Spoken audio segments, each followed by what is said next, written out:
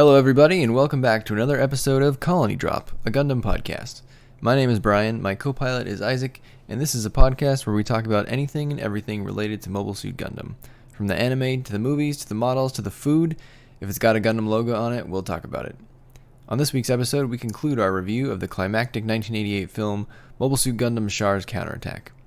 We'll pick up right where we left off with Axis descending towards Earth and Amuro in need of more psychoframes. One thing I noticed too was that Char put the cockpit of his mobile suit, the Suzabi, in the head. So I guess he learned from the Zeon that if you want to survive, you always put your cockpit in the head. So that's your get out of jail free card. You'll live to fight another day. He also had that chest cannon, yeah. which destroyed like 3 Jagans at one time. Yeah, nobody's ever thought there'd be like a chest cannon, belt buckle cannon, whatever that is. Yeah, they flew by and he's just like, "Oh, there they are," and he just, If you saw it, would you think that was a cannon, or would you think it looks like a vernier thruster, and like that's just to have him maneuver more? I would at least be cautious that it perhaps was a cannon. I mean, if you see any red mobile suit and you're fighting Zeon, you should maybe retreat. I don't know. You should just run. Yeah, you should just run the other way, especially if you're piloting a Jagan of all things. I did really like Bright and Londo Bell's plan to blow up Axis from the inside. Yeah. This was basically Armageddon, the movie, before Armageddon, the movie. What's cool about that is do you remember a scene where they're in the colony hangar bay, and Amuro's explaining like where they are, where Fifth Luna is, and where Axis is, and he like holds up both of his hands and then he lifts up a foot. Do you remember that? I do. This movie is just it's so dense. I think one thing I like about this movie is every time I watch it, I notice something new. Like this last time I watched it, 2 new things that I noticed were Amuro was like tuning the Psycommu on New Gundam before they left. It was just something for his character to be doing while someone else was talking. And like before, I guess I didn't really pay much attention to it. But then after rewatching it this time, he was tuning it because it wasn't ready yet, and he needed to get it ready to go. And he eventually just said, "Look, it's fine the way it is. Let's go." And then that, later on, the funnels were too sensitive, and that's what got Kira killed. What could go wrong? I'll disappear in a flash of light. And then the second new thing I noticed was, and like you said, the end is a little nebulous. The way I've always understood it, I did read different summaries of the end for this podcast to see which one I agreed with the most. And I think the one I like the most is the one that's on Mecha Anime HQ, which says that there was so much will gathered in one spot that it overloaded the psycho frame, and the explosion, the overload caused this event to happen. You felt like that was the best explanation. This was the culmination of everybody's willpower, maybe on Earth, maybe in the Earth sphere, definitely at the battle, and they propelled the asteroid away from Earth. Yeah, I never felt like it involved the people on Earth. I thought it was just the people in the battle. But the thing I did notice this time was that Amuro was like, "Why aren't they helping?" And then when he said that, like the psycho frame, the one that Chan had brought, it was flying through space and it passed the fleet with the GM3s.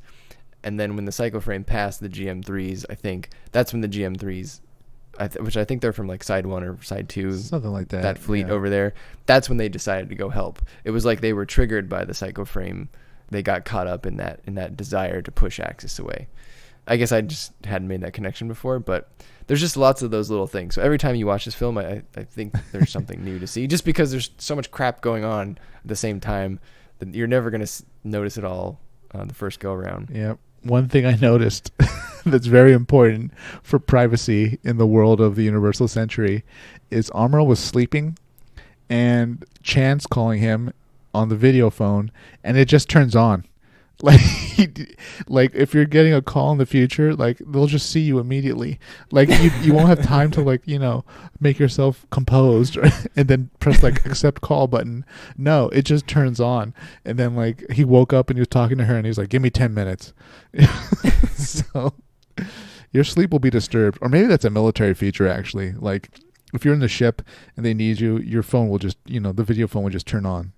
It's interesting you bring up that scene, because I thought overall the characterization for Amuro was perfect in this film, whereas maybe Char's was a little less, it was maybe more like a hard evil turn. But that was a great scene for Amuro's character, because we all know that he has not had the most healthy relationships over the years.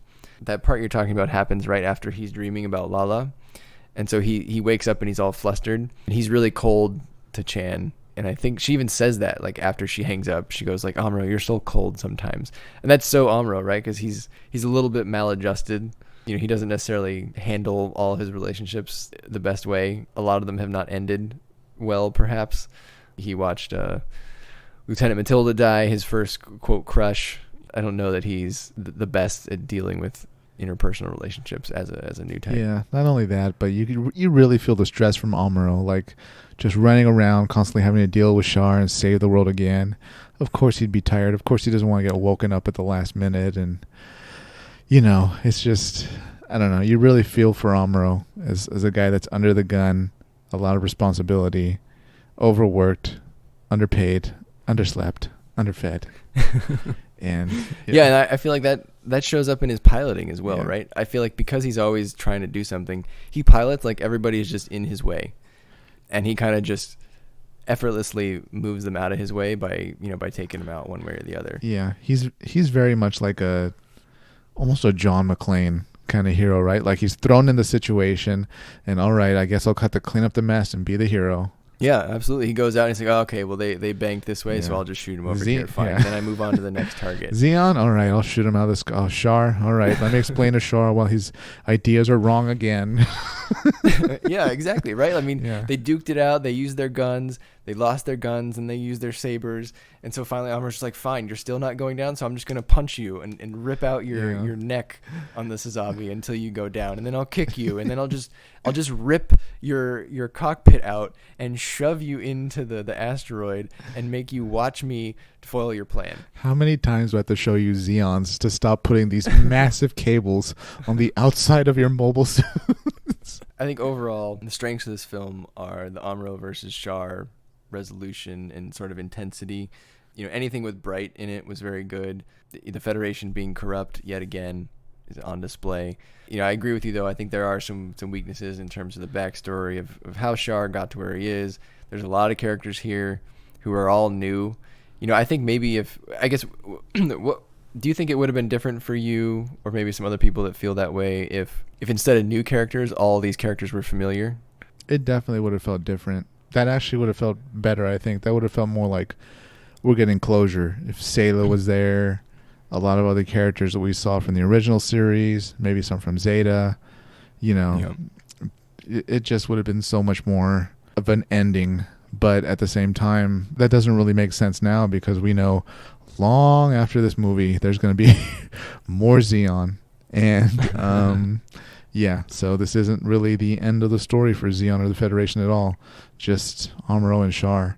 In a way, it's kind of, maybe not sad is the right word, but not sufficient, I feel like. Or in a way, it sort of minimizes Amuro and Char to they were just two guys caught up in the war, just like so many other officers and soldiers and pilots and civilians, because this is Neo-Zeon Federation War is going to keep going on for decades. One thing that I've always regretted about the film is that it doesn't have Camille in it and it doesn't have Sayla in it.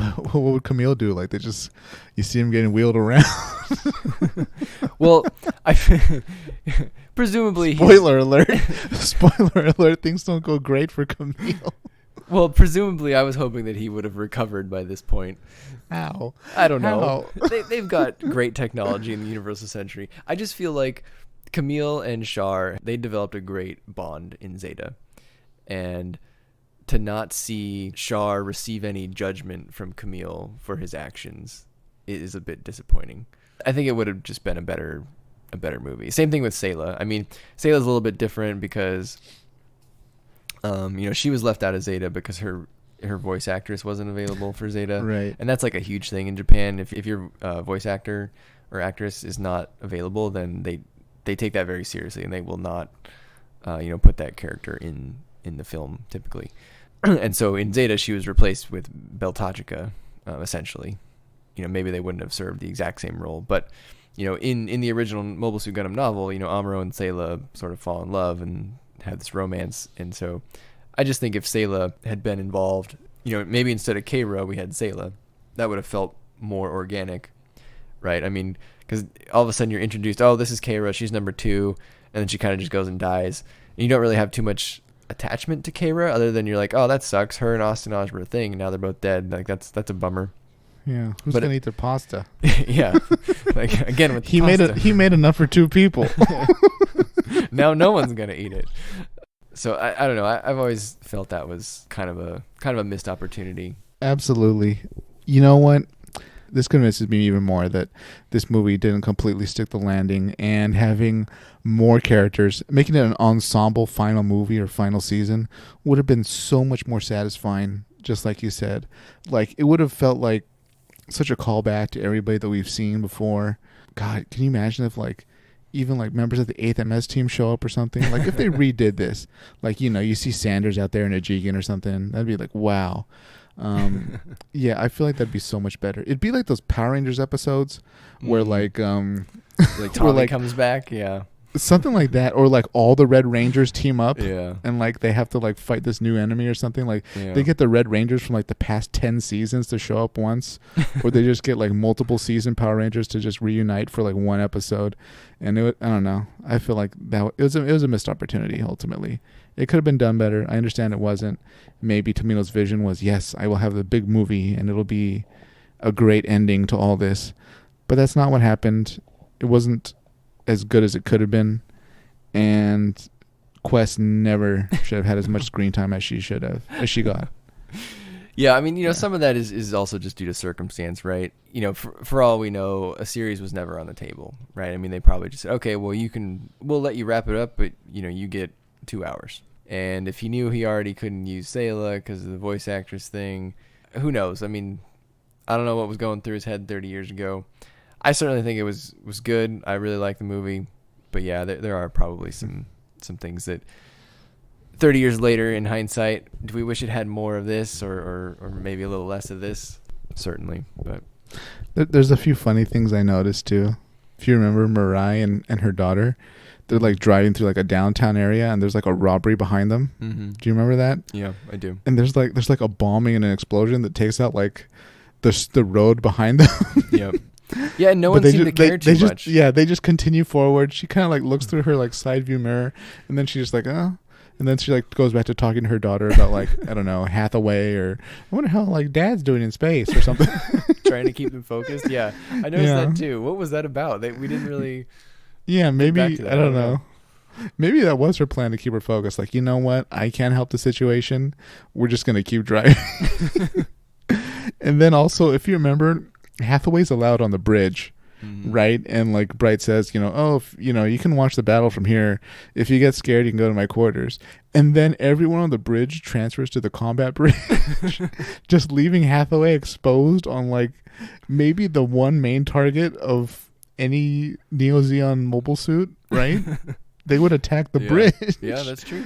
So, and God, can you imagine leaving your son alone to watch like a battle by himself, where like he could possibly die at any moment? Yeah, no, I could not. God, you know, that's the Noah parenting style. You just hope for the best for your kids. Oh, Bright. Did you notice that at the end that was really sad? I think there was a moment where Bright, like his face, you could just tell that he knew that Amuro was dead and that he wasn't coming back. You know, because up to this point, Amuro was the one person that had always succeeded, right? And you can tell that it's hitting Bright hard, that he's not going to come home this time. And you can even see that in Unicorn. Bright has the framed picture of Amuro on the wall.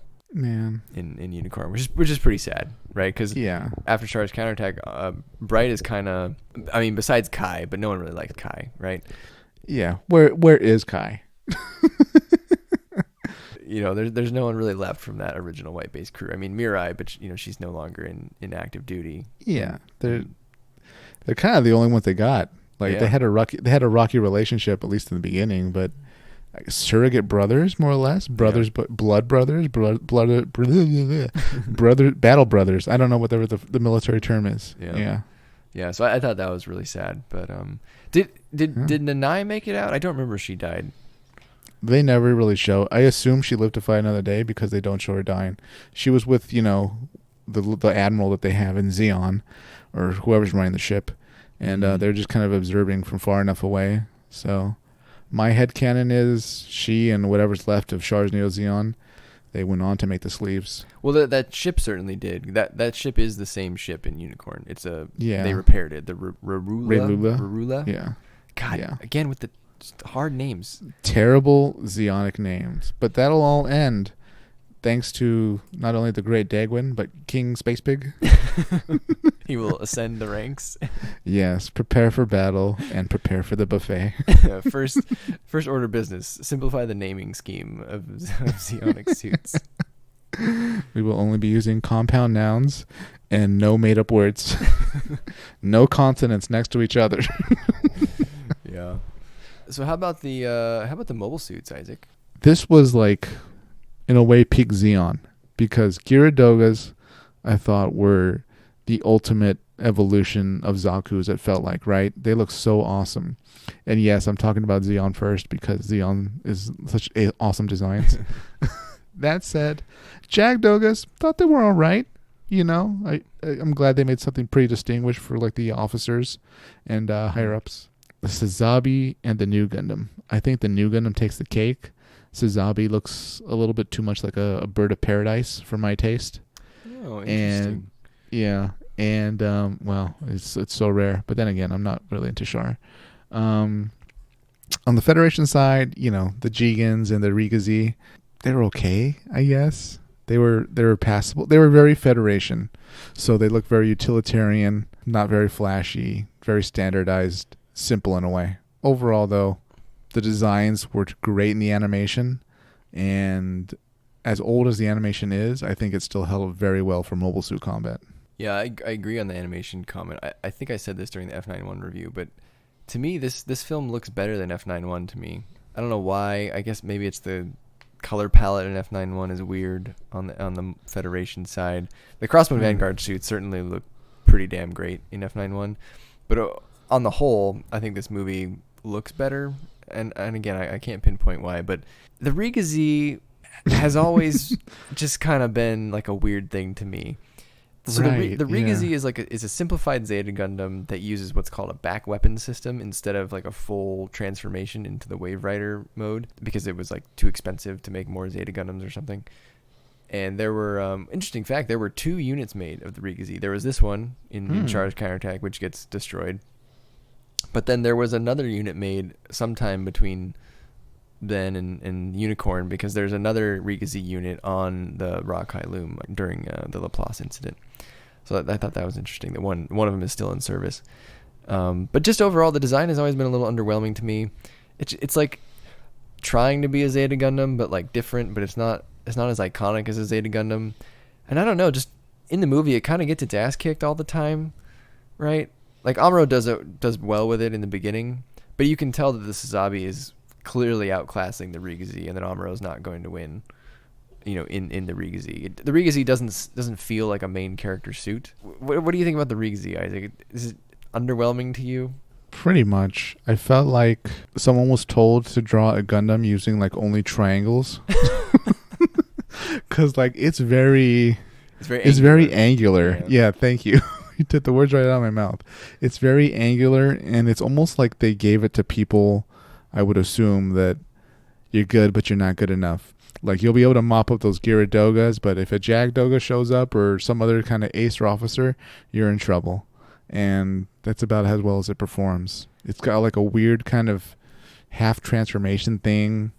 And yeah, I would be curious if anybody's a big fan of it, let alone was excited to buy a model for it. You know, you wouldn't. You just would get a Gundam or another cooler mobile suit, right? Yeah, for sure. This isn't something... As like a lover of Char's Counterattack, I don't feel the need to go out and buy a Rigazi model. Please don't. Don't waste your time. They do. I'm sure they do. I'm sure they make Leos, but there's no need to go and get them. Oh, but I think that's what also bothers me is the Rigazi really the best that the Federation could muster for this operation? Like, if Char is attacking, and the best you got is this, you were unprepared. Yeah, well, the Federation's always caught their pants around their ankles, but this was a case of putting a prototype into a war zone. You know, it just comes off as fragile. I guess its weapons are accurate. That's the best I could say for it. Other than that, it doesn't look like it could take a lot of damage. I guess it's moderately fast, but I don't know. If you put like more vernier thrusters on a Jigen, you might be able to get the same results. Yeah, there was that one cool part in the beginning where, again, Amuro being a badass, Yune was like going after him, and he let out some fake Rigazis, those like balloons. But one of them turned out to be a mine, and it just like blew Gune's mind. He's like, that was a mine, and like it screwed up his suit, and he got shot. Yeah, Amuro schooling Gune in the Rigazi is pretty embarrassing. It just highlights the skill gap. But yeah, so Rigazi, meh. New Gundam though, what a great design here. Simple color scheme, black and white. It looks like a mature Gundam, fully evolved form of the Gundam.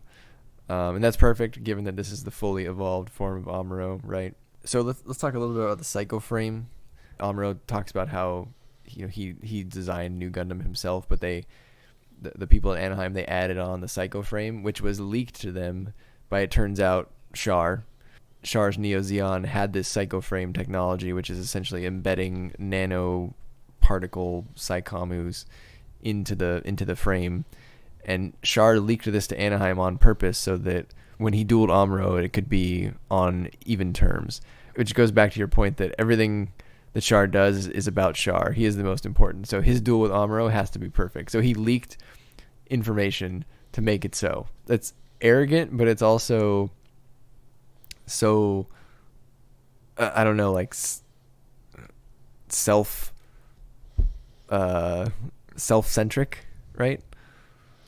Yeah, it's very Char to want an even fight, but at the same time think that he could win the even fight because he's superior naturally. Right. And it doesn't work out. No, it backfires on him. Do you take this to mean Char would have won had he not given it away? Yeah, I think so. Well, I don't know if he would have won, but he certainly wouldn't have. Amuro wouldn't have been able to push back Axis. So in a way, Char defeated his own plan. Yeah, actually, Char has no one to blame but himself. God, what an idiot. But the New Gundam, the fin funnels look great. This Gundam looks cool, I think, because it's so asymmetric. Because the fin funnels are only on one side. They form like what looks to be a cape. And with the black and white, he looks like a space pirate, which is, I just think it's cool. And he has the one saber off to the side on one shoulder, and it's like the cooler saber that has a beam, like hilt, like a beam pommel thing at the end that goes out the bottom, as well as like a little cross thing, and it's shaped like a saber, not just a straight up and down thing. I don't know if you ever have a New Gundam model. Putting the saber together is always one of my favorite parts because it looks pretty cool. So yeah, I don't know. I love the New Gundam, and then the High New Gundam looks even cooler. But we can talk about that on a different episode. Yeah, and can I just say that like the funnels themselves I've never seen funnels like that. They had such a cool design to them. They weren't just a gun on a booster, and they might be the coolest part of the New Gundam. Yeah, and they could make that little shield, which was neat. Yeah, they fold up, and I don't know. The New Gundam was all designed completely well from head to toe. It's on the short list of Gundams I like. Short list of Federation mobile suits that I like and are willing to buy and build. I loved how the New Gundam's funnels, he would just like destroy the other people's funnels with his own funnels. it was just, Amuro's just like, again, just moving people out of his way. Like Amuro's like just constantly on a mission, and everyone's just in his way. That's my summary of Amuro. Yeah, I mean, why not, right? I mean, no, people don't always go for the enemy funnels. Nope, he did. So, but poor Quest just got rocked. Well, that's what you get. I mean, I don't know. I guess she thought she was going to be immune in battle, but she got wiped out pretty quickly at the end of it. And then Isaac stood and clapped. Yeah, and I said, that is not the heir to the Neue Zeal. So the Jagan, man, I get that they need like an army suit, but this one's pretty bland, Isaac. I've never liked the Jagan. I'll say this. I'm sure it did well enough against Gira Dogas, but everything else slaps it around, right? Jag Doga, Sazavi, just even regular like capital ship fire like we saw with the poor scout team that Yeah. went to go check out the Neo Zeon fleet at the what should have been the peace handoff. Yeah, they just got blown away by the capital ship cannons, which is pretty rare for mobile suits to be hit by capital ship cannons. In their defense, they were being overwhelmed by fire. But yeah, nothing to say about the Jigans. It looks kind of cool. I mean, it's a very sort of streamlined design. I'll say that. I like the color, sort of a pale blue. I think I would like it more if it had more colors. Like, it's just very monochromatic. Yeah, I don't know. For me, it's not bad. Not great, not bad. All right. I did read that apparently the GM3 is is a bit faster and more has more weapons, but they still don't use it. I guess the Jagan must be cheaper or something. Sounds like the Federation. Yeah. I mean, the Jagan is in service for 30 years, Isaac. That's true, right? We see them in a F91. We do. We see them in Unicorn, F91, all the F90 prequel stuff. Jagan's everywhere. It's the Solomus of mobile suits. yeah. That thing's just never going away. We built too many, or it's such a cheap, reliable design. It'll be here until the end of time. Yeah, I agree with you on the Gyaradogas. I thought those were great. What did you think about Resin, her blue one? I thought that was a good one. Yeah, I guess I'd wonder what the rationale is for not giving her a Jagdoga. Do you have to be a new type to get a Jagdoga? And they were like, "Well, you're an ace. Here, we'll paint it blurple." So I don't know. That was pretty cool. I like that she was. I would like to see more of her. She was a really interesting character. Yeah. It's another,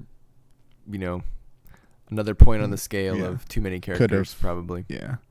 But I agree. And I think having a foldable shield on the Gyaradogas might be a mistake. I think it might be better if it's solid. But what can you do? Yeah. To answer your question, the Jagdogas or the Yacht-Dogas, which I believe is the correct pronunciation. Yeah, they are new type use suits. They're basically a Gyaradoga but souped up for new types. Even though I'm glad that they look different though than the Gyaradogas. You don't want everything to be too samey. So I think that was good that they at least made it different. Yeah, it doesn't really look like a callback to any other previous Zeon mobile suit either. It's very kind of bird-like, hawk-like. Yeah, I like the color schemes that they had. They were both very unique. Yeah, they weren't bad. Yuna had that really cool commander antenna. I thought that was good. Mm-hmm. And then the Alpha Azieru. Why don't you rant to us about the Alpha Azieru, Isaac?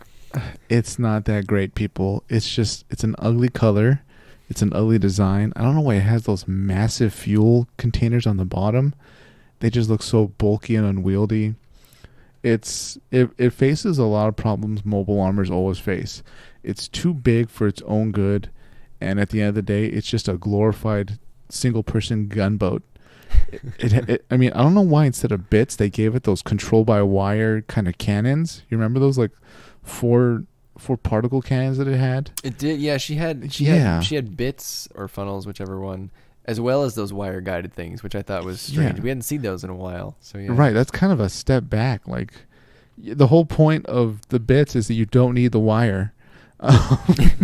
So I don't know why they decided to bring it back, but yeah, I would be very surprised if there's a lot of Alpha Azieru fans or model owners, because it's kind of an ugly design.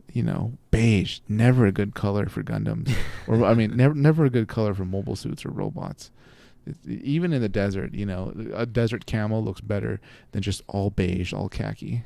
It doesn't have any legs, no arms. Gunboat is a very good description of this, because I don't really know how else to describe it. It was essentially a bulky platform to move bits into combat. It doesn't have any type of really cool main mega particle cannon or anything like that, or a missile rack or stuff like that. It just had those fly-by-wire things and some bits. So I have no idea who was going to pilot it before Quest, but they dodged a bullet. It did have a cool mouth beam though, right? Yeah, I think so, but did it really fire it that much? No, maybe a few times. Yeah. And I don't think it really came off as being, a fleet destroyer, which is, I mean, say what you will about Gato, but the Neue Zeal clearly looked like it could take on fleets. Yeah, that's true. So, and here we are, 2 steps backwards with the Alpha Azieru. Yeah, and like we talked about last week, you know, the Alpha Azieru is a descendant of the Neue Zeal, much to Isaac's chagrin, I'm sure. It's the deformed descendant. So one thing that's always bothered me about the Alpha Azieru is it died from like a single missile. Yes. It took one hit to kill Quest. Like, I'm glad it hit Quest, but at the same time, was it just not armored? Like, was it hitting the right spot? You know, man, it's just, I don't know. The Absolus took a lot of hits to kind of go down, right? And then ultimately they had to destroy the cockpit itself with a punch. This was clearly the opposite, where whatever armor or eye field or lack thereof that it had, it was just easy to down. You know, a group of Jegans, maybe one Jegan could probably taken it out with like a lucky shot if that's what the extent of its defenses were. Yeah, this is going to be my way to rationalize it. So they were both standing still, or floating still, right, in space. They weren't really moving. They were just kind of across from each other. So maybe the missile was aimed at the Alpha Azieru's weak point, and because Quest didn't move out of the way, that's what it hit, and it kind of blew up. Maybe in a normal battle, you know, you don't get those stationary shots, and such a shot in a normal battle is very unlikely. But because maybe they were standing, you know, they were just floating still, it just kind of went up and through the vent and blew up. That's the way I'm gonna rationalize it. I don't know. Up into the vent, the space vent. It was a, you know, yeah. Who built the Alpha Azieru? Are you saying it was the same people that built the first Death Star? Yeah, and they like left the grate off that exhaust port. Yeah, Chan trusted her instincts and, you know, used the Force. Yeah. Good for you, Chan. I mean, Chan, you went down in history as killing the most annoying character in the Universal Century. And I guess the other thing that's always bothered me about the Alpha Azieru is just, were they really short on like cyber newtype pilots that you just handed this to Quest? You know, you've only known her for like 3 days. I mean, yeah. Who was gonna get it? That's my question. Was this supposed to be for Gyune?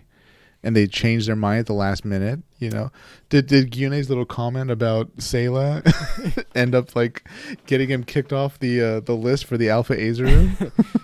Did you hear what he said about Lala? Don't give it to him. Make him pilot that crappy Yakdoga.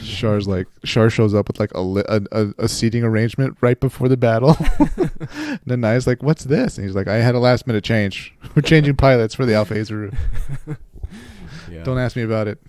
Yeah, I don't know. So that's never made sense to me either. But yeah, the Suzabi, I really like the Suzabi. I think it was good. I like that the Suzabi and the new Gundam look completely different. The Suzabi is like huge, but it's very maneuverable because it has all those thrusters on it. I think the Suzabi, one of the coolest things is it has a lot of really unique weapons. It has a beam tomahawk and a beam shotgun and a summit cannon, which are things that we don't see very often. Because I remember we were talking one episode, I forget which one, about if we've ever seen a beam shotgun, and the Suzabi has one. Yeah, that's pretty cool. It just seems very Char to me. I like it. One interesting point I'll note here is that due to all the stuff that has come after Char's Counterattack, we now know like what suits these suits were developed from. So the new Gundam was developed from the narrative Gundam, which you can see, I believe, in Gundam Narrative, which, you know, that's obviously very new. That was not around back in 1988. But then the Suzabi, I believe, was developed from the Moon Gundam, which is the ongoing manga that fills in the gap between Double Zeta and Char's Counterattack at the moment. And then the Suzabi was eventually developed into the Sinanju, which we see in Gundam Unicorn, which is piloted by Full Frontal. Mm-hmm. Very fitting. What do you like better, the Sinanju or the Suzabi? Probably Sinanju. Not by a lot, though, because as we all know, Char Aznavour's a traitor. The Sinanju has much more normal proportions, I'll say. Well, the proportions aren't as good as the proportions on the Great Dagwin. The pride of the Zeonic Navy. What did you think about... Speaking of the Great Dagon, what did you think about the Relula, or just the capital ships in this show? The Rock Kylum was pretty cool. Yep. Definitely looks more interesting than a Magellan. The Klops, not too bad either. I think I heard an officer call the other ships of the line for Zeon, the Musakas. But overall, I'm not a fan of the all-red Neo Zeon ships. Even the Rulula. The format and layout of the ship is very Crossbone Vanguard, I feel like. If you look at a lot of the Crossbone Vanguard ships, they have a lot of the same style. Maybe that's some type of, wink, wink, nod, nod, or something like that. But, it didn't feel very Zeon to me. Really? Because I thought you would have liked the Rulula, because it's kind of like the successor to the No. The Guazine has like a forward bridge, remember? It's got like the sleepy sleepy catfish bridge. Yeah. And this has an actual, towering bridge. Like they, took a few notes from the Federation. Mm-hmm. So design-wise, they're pretty different. Yeah, they're red, That's it. Just insulting Zeon left and right here. Pretty much, but it was a very Char ship, right? It's red, it's kind of flashy. He made sure it was only the only one of its kind, right? Say what you will about the Guadins, but there were multiple ones of that kind. Yeah. So they didn't just build one and say, well, this is for the leader. So it's a very Char way of running your navy. Make it red. It makes it go faster. Yeah. Make it red, and I get the biggest ship. So, I guess a few last things before we finish up. We've talked a lot about how there were a lot of various side characters here that maybe there were too many, and because of that, they all didn't get enough time. But out of those characters, I'm curious which ones you think were the best. So we've got like Chan, we've got Keira, Gyune, Quest, Nanai, and Resin, who we just talked about even a little bit at the end there, and Hathaway. Out of those, who do you think was sort of the best? Who is number 3? In this film, right? Number 1 and 2 are Amuro and Char, and well, maybe 3 is Bright. So who's number 4? Boy, that's hard. I'm not gonna say Hathaway. Maybe Chan, because we meet Chan right at the beginning of the film, mm-hmm. and she had such a tragic role to play in the story and a tragic end. In a way, she was. I don't know. I wouldn't say she was pointless. But she sort of embodied so many other characters we've seen in every other series leading up to here. She was the personification of the victims of the war. She died horribly, and she had a relationship with one of the main characters who had survived up until now. I would say she's my 3, just because she was also able to put Quest in her place in a way, and extra points for that. Yeah, she was technical, she was confident and competent, she was willing to do the right things. She was a tragic heroine. I like Chan a lot. I thought she was a good fit for Amuro. Yeah, they worked well together. I liked Resin a lot. I agree. I wish we had seen more of her. There was that really funny line where she's taking off and she was getting upset at what they were telling her to do, and the people in the tower or the bridge or whatever were saying, well, whatever, you're just going to do whatever you want anyway when you launch, so just go for it. I thought that was very, very meta. Why give you orders? You're just going to do what you want when you're in the field anyways. And then, Gyune and Quest, again, I liked Gyune a little much better than Quest, but I thought Nanai was a really interesting character as well. You could do a story about, the early days of the sleeves. She leaving the battlefield in Char's counterattack, and it just picks up on how she's gonna put it together. Char's gone. It's up to her to kind of piece things together and keep things going, because she seemed to be running everything for Char. She was, she was holding it all together for sure. Her and those 2 old men that looked like they were just more like parasites, right? Oh, the ones directing his speech, I think. Yeah, they at least seemed like parasites, but she seemed like a true believer and was actually doing, actual fleet planning and the organization and all that. Nanai is in a prequel manga. It might even be Moon Gundam. I don't remember exactly which one it is, but apparently her and Char met at Nanai worked at the newtype labs, the cyber newtype labs. So that's how they know each other. Oh, okay. That's why she can kind of turn. Well, I guess she turned Gyune into a cyber newtype, and then kind of within the off screen, within minutes, she was able to do the same to Quest. Yeah, all of a sudden, oh well, she's been enhanced now. Oh wow, they got really efficient at that. Do you know what the process is for that? Like, do you have headcanon on how that actually works? Because we hear about it, we don't necessarily ever see it though. Yeah. My headcanon is that they always talk about psycho waves, right? Which are the brain waves that only new types emit. So maybe they figure out that person's psycho waves and they try to poke and prod at that portion of the person's brain that's making those waves. Yeah, I'm kind of halfway there too. I mean, cyber new type. Okay, so my head thinks there must be some type of technological implant or something that they can only do to a few people or certain people, because otherwise they'd be slapping this up, the noses of every pilot they have. So it has to be maybe some type of implant or some type of surgery where a device goes in your head and some type of electronic device. Or it's a mix of that and maybe, I don't know, some type of pharmacological addition. Yeah. They make you pop pills once a night or something like that. And like, oh, you'll have weird dreams, but you'll be a better pilot or something. Yeah. Yeah, who knows? Who knows? Yeah. Maybe it is depicted in some manga out there that we don't know about. We'll see. We'll I do can't remember it in any filmed work. We'll add it to our list of side stories. We'll have Cyber Gundam. Cyber Gundam. So again, because we're going to get a Hathaway show soon, what do you think Hathaway's headspace is like coming out of this film? Poised, sat on the inside, ready to see his family. Who does he hate at this point? Does he hate anybody? He joins he joins an anti-Federation organization. So do you think he must blame the Federation for all this? Yeah. I wouldn't say the Federation, but he's definitely anti-war and wanting to create a better world, which, as we all know, the road to hell is paved with good intentions. So we will see where this line of thinking leads him as far as making a better world and fighting for what type of reality he thinks should exist. Yeah, I forget where I was reading it. Some comment somewhere I read said Hathaway inherits Amuro's philosophy and Char's will or something like. I don't know. I thought that was interesting. That is interesting. Yeah. And then last thing, I thought this film had a great soundtrack.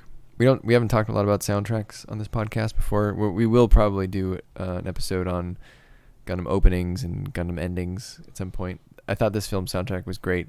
The main theme is especially good, as well as the ending theme, Beyond the Time. It's classic. But I think my favorite track on the soundtrack is the New Gundam theme, and that's played when the New Gundam approaches, which is maybe one of my favorite scenes in the movie, where I think it might even happen twice. People are fighting, and then just this massive beam comes blazing through, and it causes everyone to kind of, stop in their tracks and be like, "Oh, what the heck was that?" And just these beams start coming in, and boom, boom, and their Amuro's about to just wreck their faces. So, really like the New Gundam theme. Did you have any reaction to the soundtrack, Isaac? Yeah, the first time seeing this, the opening music with like the violins and it just comes off as so ominous in the opening titles. Like you think a battle's about to happen or something, but it's an asteroid drop. So I felt like that really hooked you in with the music. Came off very, very sinister. Nothing good is going to happen in this movie. Yeah, you're like, oh boy, this really is the end. This is the final battle. Talk about a body count, right? So for those longtime Gundam fans, you may know that Tomino's nickname, I assume it's fan given, is Kill 'Em All Tomino. The body count in this movie is it's pretty big. You got Amuro, Chan, Keira, Asanosh, Gyune, Quest, Resin, Adenauer Pariah. The population of Lhasa, Tibet. Yeah. But just in terms of like characters that you met during the film, almost all of them die. I mean, the only ones left are Bright, Nanai, arguably, and Mirai. But that's because Mirai was on Earth. Hathaway. And Hathaway. Yeah. Their daughter. Everybody else dead. Yeah. I mean, hot damn. How many movies that you go to the theater these days and watch does that happen? Few to none. But it makes sense. They thought this would be the final chapter, the closing of the series, but it didn't really happen. So it made sense that a lot of people would die. I'm surprised they didn't have more people die, actually, like bravely using the ship, using the Rockeye Loom to try to push the asteroid away, even if his men try to stop him. Oh yeah, for sure. Yeah, this was Bright at his peak, right? I mean, he did so much to try to stop Axis, right? He launched those nukes. He executed that plan by putting his team on Axis and getting them in there to break it apart with their own nukes. And then he wanted to push it away with the Rockeye Loom at the very end, and his team had to tell him, "Hey, don't do that. It's not a good Where's idea." where's a solar system when you need it? Oh yeah, I know, It right? would have helped so much.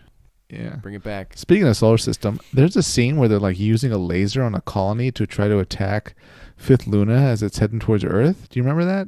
I do, but then they get attacked by Zeon Agents or something.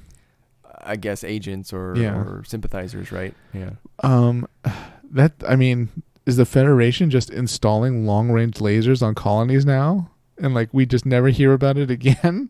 That seems like a really useful weapon. I'm glad you asked that. I don't remember that before. Onro kept calling it like the laser attack or when will they support us with the lasers? And I was like, wow, we don't really see those before or after this, do we? Yeah, but like if you're able to shoot a laser from a colony at a side all the way towards Earth's, very low orbit, why would you just have one? Like this is kind of, this is the Grips without the Grips laser. It was much smaller, I suppose, than the Grips laser, but it seemed very precise though. Maybe that one was under the control of the Federation, and that's why they had it. I guess, but that Zeon laser was just. that Zeon agent. Did he throw like one too many grenades, or what happened? I don't know. He definitely blew himself up. He killed himself. The name of Neo Zeon. Classic Neo Zeon. Yeah, just you got to be out of the room before you blow up that laser reactor. Oh man! All right, Isaac. How many Haros would you give Char's counterattack? On my scale of 5, I would give Char's counterattack a 4 out of 5. All right, that's solid. Yeah. On my 10 scale, I think I'm going to give it a... This is tough. Decisions. I think sentimentally, I really want to give it like a 10 out of 10 because it's the climax. But I think realistically, it's probably more like a 8.5 out of 10 from a film perspective. Okay. There are a lot of maybe too many characters, but I think that's a little bit forgivable given the format that it's a film, that it's 2 hours, and they had to cram a lot in. And then a lot of the other things that I think are weaknesses are kind of just my wish lists of like, well, I wish they had done this, but I don't know if I can hold that against them too much. But yeah, I think 8.5 out of 10 is a pretty respectable score for a 30-year-old movie. Good. I mean, I stand by my score, but I would also put like an asterisk that didn't stick the landing as far as I'm concerned completely. Room for improvement, but overall, a very solid Gundam film. All right, well, I hope you enjoyed our Char's Counterattack discussion. We're really interested to see what you think about Char's Counterattack. Do you think there were too many characters? Which characters were your favorite? How did you like Quest? Was she your favorite new type girl of all time? What were your favorite mobile suits? What did you wish they did better, did more of, less of? Let us know in the comments. What kind of pasta did they make? You have to tell me the type of noodle and like what actually was like the sauce and all that. Yeah, and be specific on the sauce. Was it like red sauce, white sauce? What kind of protein was in there? Was there no protein? Ooh. Yeah. Do you think Kara was like vegetarian? Was she Italian sausage all the way, or was she a vegetarian? Yeah. We ask the hard questions around here. I know. We'll add that to our cooking show episode where we like start recreating Gundam food. Astanage's pasta with blood sauce. Oh, with blood sausage. Ooh, there you go. Oh man, it's terrible. Yeah. It could be one of those pink sauces, like brains. There you go. Brains. Jesus. Really? Well, her head got rocked in that. That's in that true, suit, right? Yeah. Oh boy. So terrible. You have to eat it out of a helmet. Oh. Well, everybody, I don't think we can cross any more lines. Yeah. in this On that episode. note. So please leave us a comment. You can reach us on Twitter at Colony Dropcast, on Instagram also at Colony Dropcast, or on YouTube. Don't forget to like, comment, and subscribe. Take care, everybody. See you next week. Bye-bye.